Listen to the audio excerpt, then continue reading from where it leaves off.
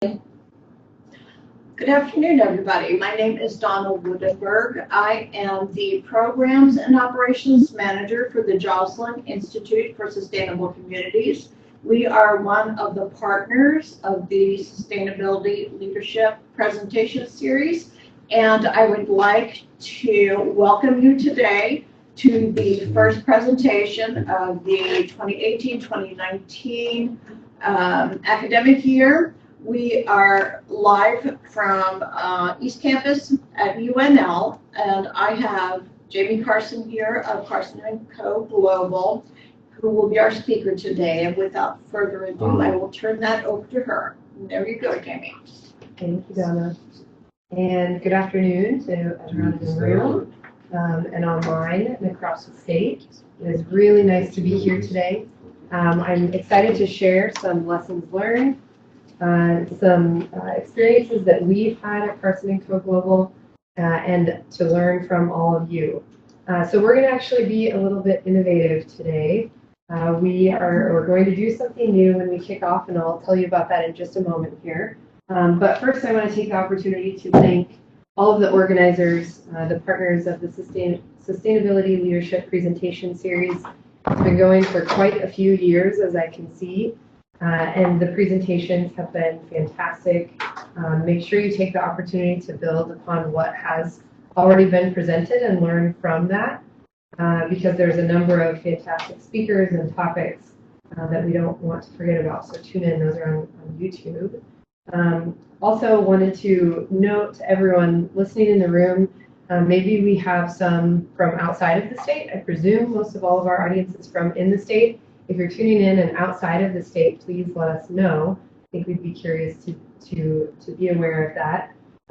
But wanted to just make the point that we have an incredible amount of institutional knowledge, research, and value here across the state of Nebraska, and lessons learned that we are and can continue to, maybe even more so, share with each other. We have a lot of work to do in terms of global and local sustainability.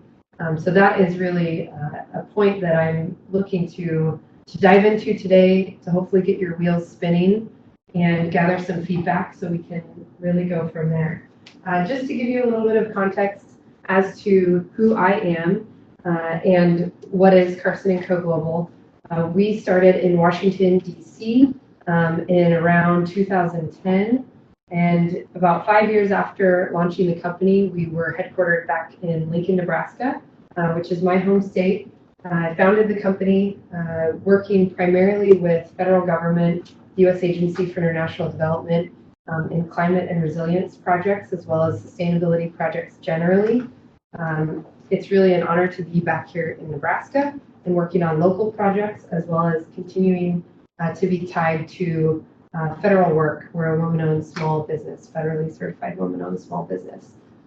Just a quick note about my experience in DC that I think is important is if you have the chance in your work, I'm sure many of you travel frequently for conferences. DC is an incredible hub of movement, connections, learning, and it was fantastic to be exposed to the environment that exists there. It's clearly ever-changing. It's the political nexus of our country, and some would argue globally. And you are able to be exposed to a lot. My time in DC taught me that on the ground and from a policy perspective, climate and global challenges generally are truly a challenge and a big issue for the future. And pragmatic solutions are what is going to get us to the point of tackling this. I worked closely with a handful of climate scientists who worked for World Bank and other organizations, and this is just an issue that is fact-based and that we need to find smart solutions to get the job done, and we need to do that together. So the title of the presentation is Connect Dots, Create Impact. I'm coming at this from a communications perspective. So Carson+Co Global is a communications agency, action-oriented. We do work in program management and creative. So in doing something a little different, wanted to point out a link. So presentations are a little funny sometimes. We want to engage, we want to be a part of it, but presentations are typically one way, and I'm much more interested in two-way communications. So if you're tuning in and you can hear me, type in this Google link from your devices, your cell phones, your computers. It is case sensitive. It's goo.gl/P, capital U, 9 to capital GO. So again, that's goo.gl/P, capital U, 9 to capital GO. This is a survey, essentially, that's meant to be an audience of across the state. We are challenging audience members and following up this conversation to complete this simple survey. And if we have respondents of 50 or more, we'll do the analysis and provide feedback to those who participated in it. You are more than welcome to go through this survey as I present here today, or as you are tuning into your computers at a certain point in time. To be determined, the survey will be closed off. That'll depend on respondents, obviously. So please feel free to go through that. Please feel free to engage, to ask questions. We're going to be taking questions at the end, and I will answer any you have. Keep them coming through the browser as I'm speaking, and we will answer all of the questions at the end of the presentation. You are also welcome to participate on social media. I would encourage it, and our hashtags are, we have hashtags? SLPS. Hashtag SLPS. Right. And so feel free to multitask, to tune in, to gain some lessons learned, and follow along also on the presentation if you're able on the PowerPoint. So I wanted to start at a somewhat high level with an important point being that often policy, institutions, governments, it's very easy to get stuck in communicating at a high level, and some of those topics can end up feeling very abstract. So I wanted to recognize that and also point out the value of those conversations because they are meant to be a guide. This in particular, OECD mainstreaming for sustainability cross-cutting issues is an extremely valuable guide for this type of work. We can make that link available to everyone, but it's the OECD mainstreaming cross-cutting issues tackling environmental challenges and gender. Some of these lessons learned are pulled from here, but essentially this document shares from an institutional government, larger institution government perspective, what should a mainstreaming sustainability process look like. It follows this wheel, this spectrum going around here. Very interesting to me in really mainstreaming and thinking about projects from either a federal level, looking to the early work was tied to projects referred to as the Climate Change Resilient Development Project. That was through USAID's Global Climate Change Office, a 4-year project that ended in about 2015, to other international climate projects that work not only being based here in the US, but having work integrating and advising, partnering with missions abroad. Some of these lessons learned are applicable to that as well as at the city level, community level, regional level.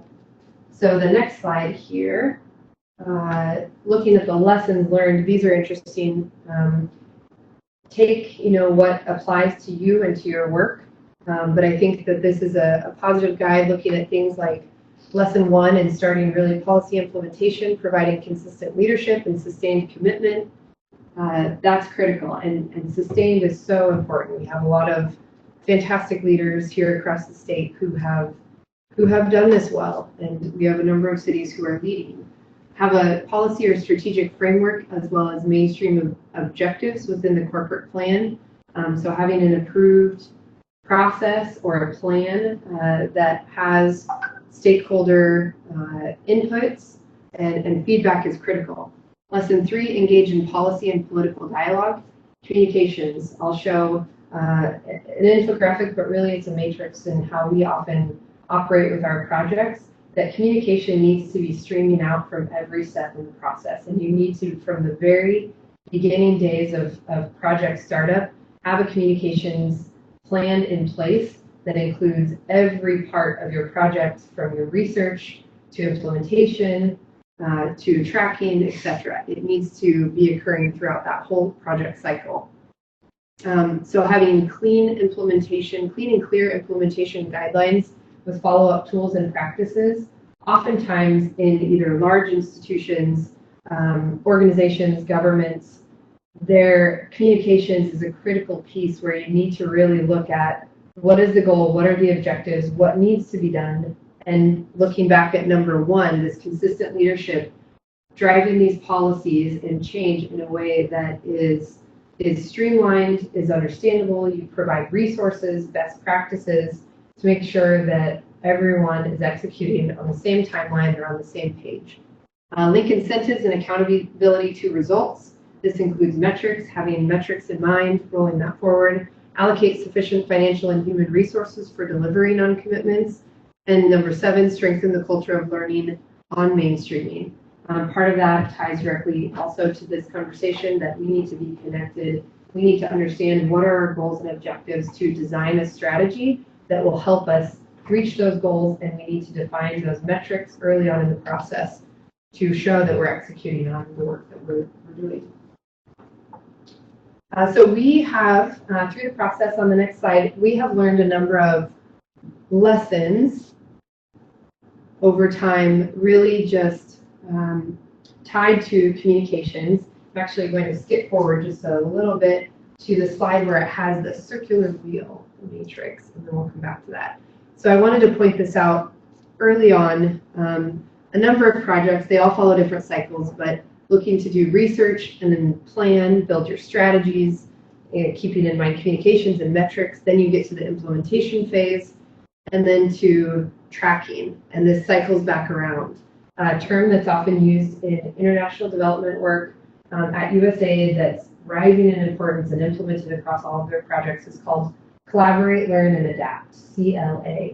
And that essentially, I urge you to look it up and study it. There's a number of, there's resources, there's research, case studies that are available, but it essentially says that it mainstreaming a large issue like sustainability that has several cross-cutting topics. It fits in the nexus of many areas that are tied to government, water, the water climate nexus, etc. From that perspective, it's important that you consider you need to set a plan, but you need to give yourself the flexibility to be iterative, to adjust that plan as needed. And so that's keeping in mind this wheel here. The core here, looking at the communications, we've learned over time that there are several components in sustainability. We focus our work in sustainability communications that are critical for you to be able to communicate to your audience, achieve the goals and the results that you're looking to achieve, to be transparent to your audience, to let them know that they can actually trust you as you're communicating these needs and these projects and changes within communities. So those terms are authentic, engaged, goal-oriented, innovative, understandable, visual, and connected. So I'll come back to that here in just a little bit with some examples. If we can toggle back to that most recent slide. Mainstreaming sustainability and lessons learned. I wanted to just provide that context of the project cycle wheel and really how you could think about it from the perspective of projects you are working on. So in this mainstreaming process, some lessons learned that I wanted to pull forward and just explain briefly are that continued learning and research on the sustainability sector is critical. So staying up to date on news, reading the latest research that's out, understanding top-down, bottom-up approaches, what's going on at a global level, what's going on in communities. Set yourself reminders, Google alerts, but stay connected. In the sustainability world generally, there's a theory of collaboration, and it's talked about a lot, but I would argue that it's not put into practice like it should be. So we need to have open arms to our partners, to our collaborators in the sustainability community, look for partnerships, be open to it, knowing that the end goal at the end of the day is to essentially create a sustainable planet. And that's complex. There's many pieces of that. Part of this is doing your research, is getting involved in your community, show up, volunteer, understand the organizations and the landscape scope as far as the projects that you're working on, so you can be of the most value to the projects and the people that you're serving. Innovate and plan strategically for risk, but don't completely avoid it. So this is important. Obviously, in the sustainability sector, it is complex. So we need to have moments of quiet and reflection, like Daniel Lassi with Veritas Group talked about, wherein we study a project, we do needs assessments, we research, and really get a cohesive strategy in place. But we also need to have moments where we step out and be open to taking risks, to getting involved in the community, to getting our hands dirty. Connecting dots by understanding sensitivities and vulnerabilities, community needs, social equity issues, opportunities is another critical component. This is complex, and there's a lot of research and literature available on these topics, but they need to be considered and use proven approaches in your work. So as you're building your strategies, think about all the ways in which you can not only engage with the community that you're working with, communicate to them, invite and welcome communications from them, ideas, etc. Have it be, again, a two-way street. All right. Continuing on with mainstreaming sustainability lessons learned, this should always be an inclusive process, and that takes time. So you need to really think about who is my audience, who are my stakeholders, who am I going to impact in this project? Maybe they have time to be included in the process, maybe they don't. If they don't have time, seek them out, ask their opinion, invite them to the table to provide feedback to essentially affect the plans that you're creating. If you don't have an inclusive process, the plan will not be sustainable on its own. So this includes many people across the board, as you can imagine, and this builds that sustainable, lasting community impact on projects, where you can essentially invest in a project, theoretically, build that inclusive process, and that project, like a lot of USAID work, they have strategies where they go in and they work with communities hand in hand, they learn what their needs are, and then they have an exit strategy where they ensure that that project is sustainable within the community and that it's supported within the community and wanted, so that project, whether it be in your hometown, at a global scale, as we said, micro or macro, that it can live on with the community who has interest in that project, if that doesn't pertain to your work. Assessment and dot connection is a critical part of mainstreaming sustainability, and you need to be open to being innovative to find those dots that need to be connected. Doing research, as I've mentioned, being connected in the community, etc. And a few slides down in the presentation, I'll talk a little bit more about the how-to. The name of the talk was How to Connect Dots and Create Impact. And so I'm going to try to really spell out some of the pathways that you can take to get this done and be strategic from what we've learned. So also priority, you need to keep things tidy. It's really knowing that there's complexities in sustainability. You have to get in the weeds, but then you have to kind of take a step back, think about things, and organize the way in which you communicate, because it's very easy to lose people on your points and your action items if you don't keep that tidy and simplify the communication. Organization in buckets, simplify external communications, and always have your marketing and brand approach in mind.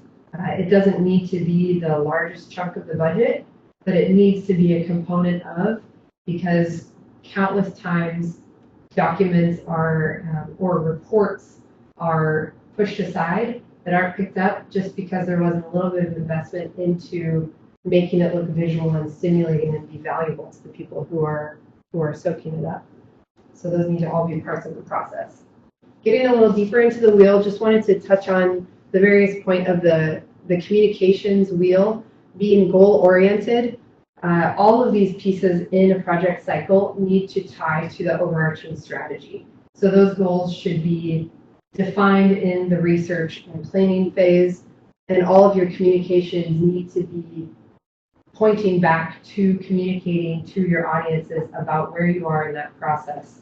It's challenging, it takes time, but it's something that needs to be considered when you're setting those goals, so you can set goals that are achievable, and that you can have those transparent, open lines of communication. Goal-oriented also ties to the metrics, so you should be communicating about your progress on those metrics that you've set. Innovative in sustainability, you need to think outside the box about how you can achieve your goals and what partners you should bring into a project, so you're not driving something forward, as we so often hear said, out of a silo, that you have built partners into your projects who can help make a project much more successful in the long run, because you have that collaborative approach on things. And it's just, it's a challenge in the sustainability sector to understand what work you're doing that may be duplicative of other projects, but that's also a critical component. We don't want to be spending money several times over in the same places if we can do that work together. And that's said time and time again, but the point is that you need to take the time to understand what is all going on out there and leverage that support and work within the community. Understandable, this seems like a clear point, but when you work on something day in, day out, you need to boil it down to a level that, from a communicator's perspective, would be applicable to a layperson. Someone that you're communicating with who has no exposure to the project, doesn't have the insights nor the lexicon to understand what you're trying to put forward. Visual, this comes back to the brand. So take the time and the investment and the thought to make your products and the way in which you communicate look appealing and to have a cohesive brand. That is critical, and more organizations that work in sustainability can do this better. To be connected, so to understand when you're communicating how what you're saying connects to various audiences. What do your partners, what would they say about it? So understand all of the various components of the process to be able to communicate as a whole. Sustainability, obviously a global topic. And authentic and engaged, I'll tie those together. Authentic being, if you are communicating in a way that your audience knows is greenwashing, as much as I don't like that term, or sugarcoating things, you are going to lose your audience quickly. You need to tell the truth, be fact-based, be direct, and really think about communicating in a way that you can get your point across quickly. So diving into the how-to, looking to connect dots and create impact. What does this actually mean? This is what I'm talking about in terms of having somewhat of an abstract feel. There are ways in which to do this, and it's important that you do it strategically, but then as I said earlier, simplify that process. So on the next slide, we dive into the connecting the dots. The way that you can do this well, from what we've learned, is that you learn from the past. It takes time, but there are, in a lot of institutions, communities, there are reports, existing resources that shouldn't be forgotten. And one of the key points that I want to leave today is that our systems of tracking and implementation are critical. And a lot of organizations across the board, beyond sustainability, don't have streamlined ways of archiving and tracking and understanding information. So finding those resources, and in the quickly advancing world of technology we have today, archiving those, keeping them within your systems, preserving that institutional knowledge by creating wikis, how-tos, standard operating procedures, things like that. There's no need to reinvent the wheel. Partnership communications. So again, consistency in communications. You need to not only be talking with your team, but updating your partners, updating your stakeholders, updating anyone who's a part of the process. Understanding cross-sectoral relationships. So if you're working on a sustainability project generally, understanding how water utility or energy utility ties into that project and really comprehensively having a view so you can make the best decisions possible is critical. Engage the community through stakeholder meetings, through communities of practice, which is common in the research world. being willing to invest in these communities and know that the longer that we can share lessons learned and work together, the stronger we will be as a sustainability sector. Again, community engagement, getting involved, case studies, thought leadership. These are ways in which you need to really throw your net out wide and understand the landscape to be able to connect the dots. I think that's a critical point. So providing some action, that was the how. The what, this is more the how. Again, ties back to having a streamlined process, use tools, trackers, create resources to aggregate knowledge, and provide project implementers with a guide. These things should be, if at all possible, living. So build tools that can be living tools that are updated over time. The way in which the criteria was set to build those should be documented so people doing this next time around understand what your thinking was going into it. On the create impact side, just a handful of things. We could obviously go much beyond this, and so I welcome your ideas or comments, questions about how to go beyond, but really having action-oriented strategies in mind. We're not going to do a lot of good in the sustainability sector if we just talk about what we're doing and hope to get buy-in or hope to educate someone, but you need to have an action-oriented plan with your strategy, with the resources that you invest in, with the tools, the online tools that you invest in. Be nimble, so that ties again back to CLA. Be willing, if you have this grand plan and grand strategy that you're rolling out and it's not working, have the courage to say it's not working and be nimble and adjust that plan, adapt that plan, because sustainability, that is critical. Again, take calculated risks.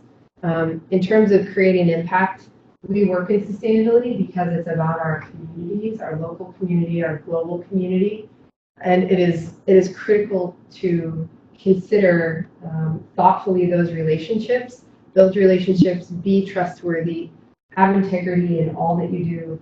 If your partners or colleagues request help in a certain area, show up, be there. Be there if you expect them to be there supporting your initiatives, be there supporting their initiatives.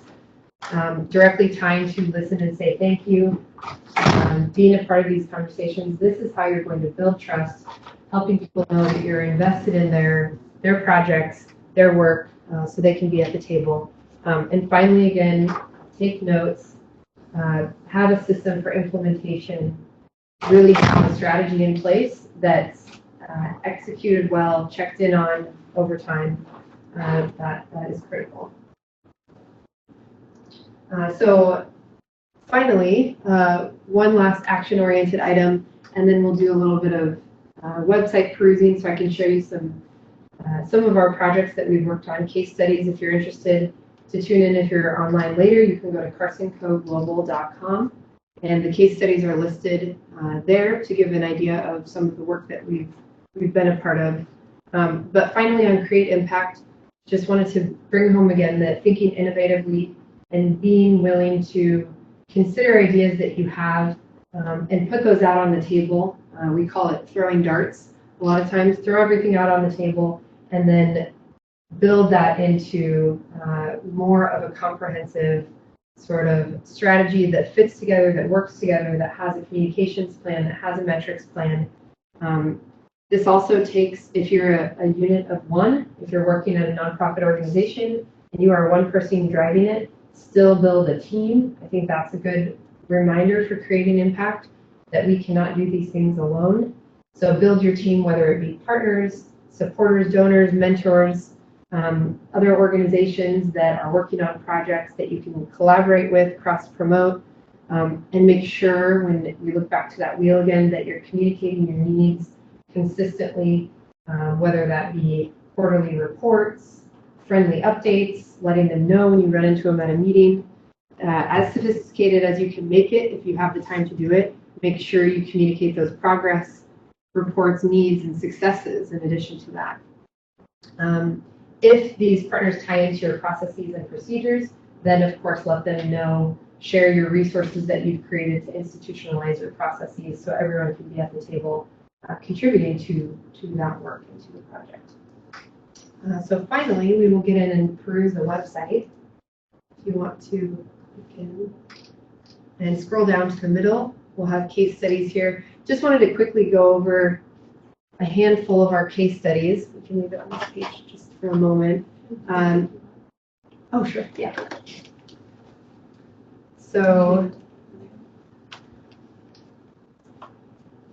So at the top here, we've been really fortunate and grateful for a handful of partnerships working with the City of Lincoln. We work on the city's comprehensive recycling education program for residential and commercial sector. We also have worked on a campaign to help reduce contamination in the recycling stream. That's called Be a Recycling Champion. The comprehensive program is called Take It to the Bin. Hopefully, if you've been out and about around Lincoln, you've seen it on billboards, buses, there's educational materials. This here on the case studies, this is the contamination related campaign. And we are 6 months as of last week into the start of the cardboard ban in the city of Lincoln. And we have received positive feedback. Our recycling in the city has gone up substantially. And we're looking forward to communicating more on that and sharing with the city and our partners as we get the data over the next couple months. USAID, I'm gonna click in a couple of them here, just so we can have some visuals for those online. It's a little slow, bear with us. So I think this is a good example that ties to the point of investing in a brand. The city has been really smart and strategic as to how they've communicated with the public and invested in things that really help to move the needle. This campaign has its own campaign logo. There's a number of resources that came out over the past year to help make it very clear. All of the recycling related programs that we've worked on are guided by community-based social marketing. And so we, with our partners, Veritas Group and Nebraska Recycling Council on the programs, really dig in and try to understand the barriers and benefits of the audience, of the people that we're working with, to ensure that our communications are directly responsive to those questions, challenges, etc. So some of the resources are here. All of these campaigns have had high community engagement components. We've had educational videos, as well as videos just to generally get the word out. Big thanks to Coach Cook with volleyball with the Huskers. He participated in some recycling education, and we've just had a lot of incredible community support on these projects. On the USAID work that we've done, this was tied directly to climate change resilient development that I mentioned. This was a 4-year project in really better understanding the climate and resilience landscape globally, to gather resources and tools. This is really one of those steps in the OECD process to be able to support mainstreaming of climate adaptation. It's by law, it's required that all international development investments have considered the climate lens, and ensuring that their investments will be resilient moving forward. This project was based in DC, but we worked in about 40 countries, and there's a number of resources that have come out of it that you can still find online, as well as a final product called the Compendium from CCRD that aggregates all of that knowledge. These are all important steps in the process. EnviroRun is a nonprofit that we founded in DC about 5 years ago now, I believe. More than that, probably 8 years ago. We have chapters in Lincoln, DC, and Eugene, Oregon, tied to community engagement. We have a speaker series, and this year in Lincoln, we've launched a community engagement component looking to invest, working with Parks and Recreation in our parks. Our speaker series here in Lincoln takes place 4 times per year. You can check that out at envirorun.com. We've worked with Lincoln Calling for about 3-4 years now, and a really exciting update from this year. Lincoln Calling is a music festival in downtown Lincoln once a year in the fall. In setting goals and evolving year over year, this year was their first year as a zero waste event. So this is an example of where we go out and we implement the sustainability components of the festival. So they have a mobile hydration station for reduced one-use plastics. There was promotion of Bike Link this year here in Lincoln. A number of sustainability initiatives, and the big one is the waste streams. So we were able to get it down to compost with big red worms. Aluminum was separated from glass, and those were both recycled, and the payback on the aluminum will be donated to Nonprofit Hub. That's been a big investment. We all go out and volunteer at the event and essentially make sure that the bins are sorted and listen to some good music and get to see what's going on in Lincoln. It's a fun event. And 427 Climate Solutions is a climate resilience consultancy based out of Berkeley, California, that we partnered with and worked with them on their marketing services and the development of their communications system generally. And they work globally. They have base now in France and advise Fortune 500 companies, large companies, cities, etc., on their resilience planning. Just a handful of the clients that we have at Carson+Co. If you scroll down just a little bit further, you can see some of the other companies and organizations that we've worked with and our team. We have an incredible team here in Lincoln. Big thanks to them. As I mentioned, you can't do things without your team. And so each one of these people bring different roles to the table. And we also prioritize communications, inclusiveness within our team, really getting everyone a seat at the table and providing their experience and insights and using their skill sets. And it's humbling to work there every day. And if you guys are online, hi, and hope you're doing well. And I'll leave it at that as far as projects for now, and we can open it to questions if that's okay.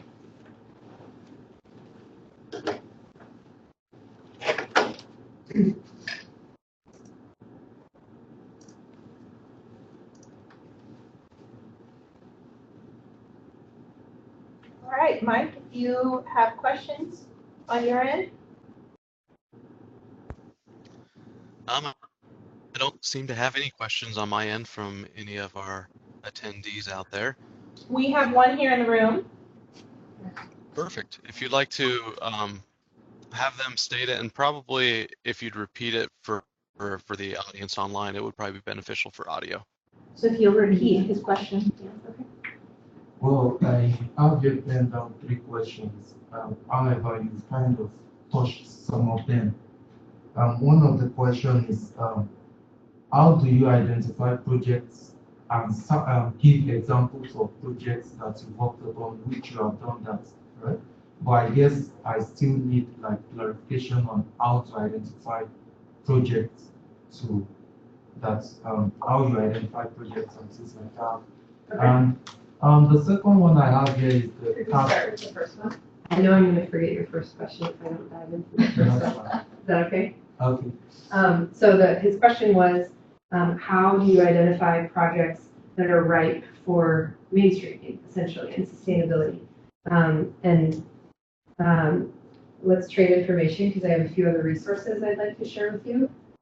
But essentially, I mean, one litmus test can be if it's a sustainability project that's within an institution of any type, or if it's passing a threshold where your one-on-one communication is fairly limited, then that's an example of a project that needs to be considered for more sophisticated ways of communicating and rolling out expectations. So short answer would be institutions, universities, governments, cities, regions. Those would be valuable investments in considering mainstreaming approaches following OECD recommendations or the communications side of their recommendations that I mentioned.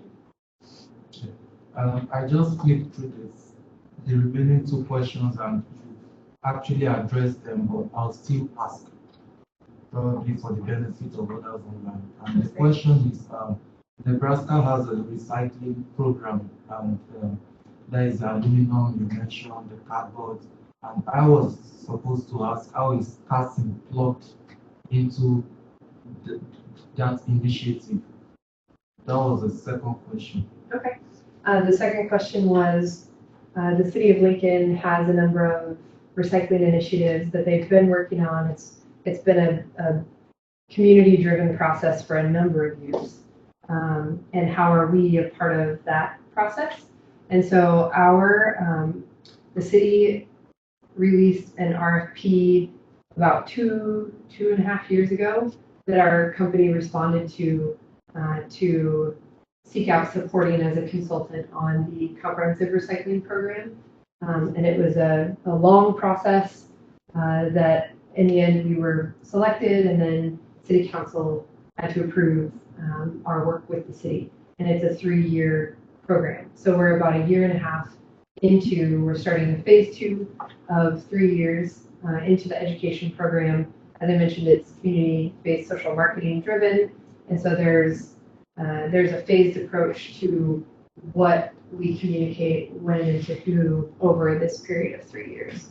And you can find, I think a good point to make that I didn't was that all of the resources are on recycle.lincoln.ne.gov, and that is really the aggregator of all of the resources and materials that have been a part of this campaign to respond to various audiences across the city, from young people living in multifamily housing, elderly, multilingual, multicultural, and those are all on the website.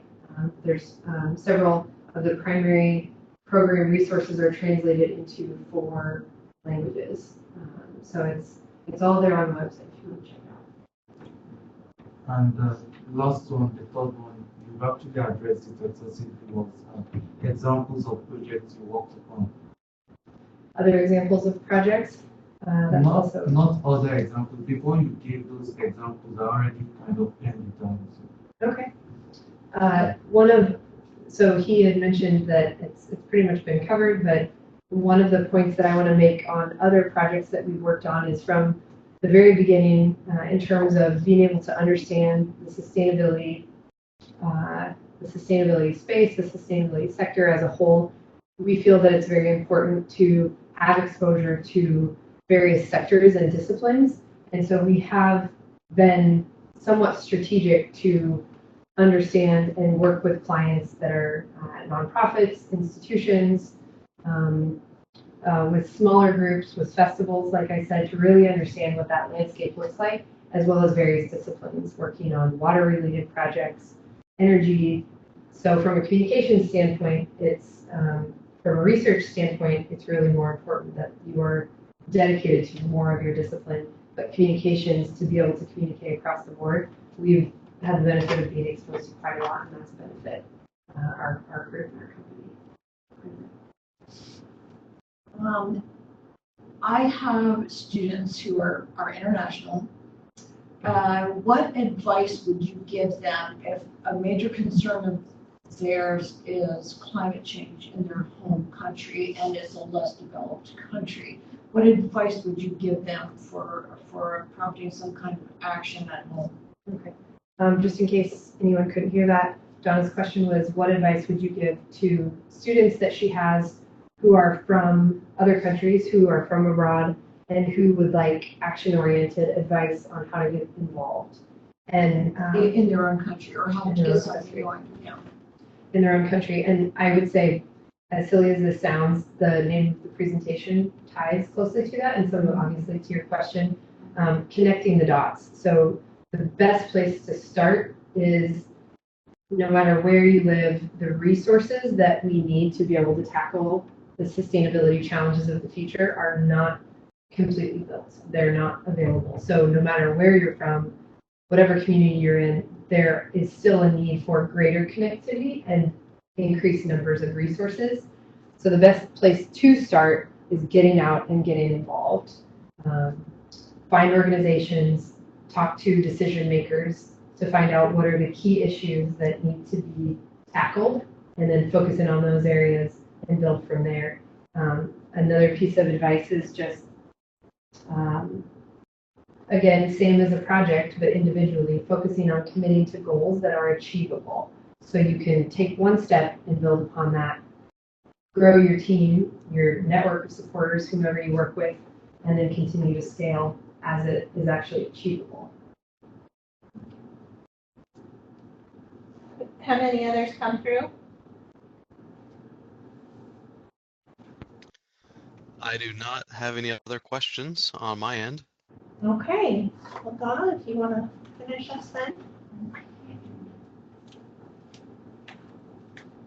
Well, thank you so much for tuning in today. I'm delighted that we had Jamie Carson here. I think what she presented today was good advice, some of which I am going to use in my own job, actually. And we invite you to join us in the future, the first Thursday of every month, October, November, December, and February, March, and April. For the Sustainability Leadership Presentation Series. As I said, first Thursday of the month at 3:30. Please join us next time. Thank you for tuning in.